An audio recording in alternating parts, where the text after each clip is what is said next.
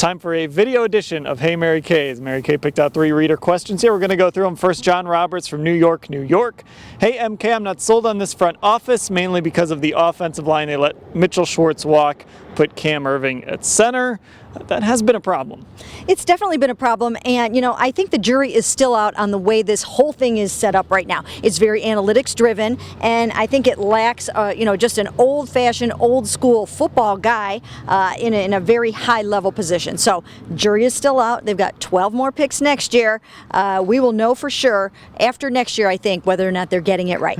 Now, speaking of picks, Chris Davis of Florence, Kentucky says, with problems on the offensive line, there's that O-line again, the lack of a franchise quarterback in this coming draft, wouldn't the Browns be smarter for drafting an O-lineman? Look how well Dak is doing behind that line. It seems like every year we get into this discussion, draft O-line. Is that the way the Browns should go? Well, I think they are definitely going to have to bolster that offensive line. I think that we've seen that many of the problems this year have to do with the fact that they have issues on that line. It doesn't help that Joel Bitonio is injured. Cam's feeling his way at center. But next year they have to be better on the offensive line, and I wouldn't be surprised if they draft a couple high. Like he said, the Dallas Cowboys have that going on there. They have used a lot of first-round picks on offensive line. Just don't do it at number 1. That's all I'm asking. No, not number 1. Dennis from Aurora, Ohio says there will be some veteran quarterbacks on the market after this season. He mentions Jay Cutler, maybe Kirk Cousins. Do the Browns go after one of those guys? Hey, Tony Romo could be available too. Yeah, absolutely. So yeah, you know what? I think when we talked to Sashi Brown this week, he said, hey, you know what?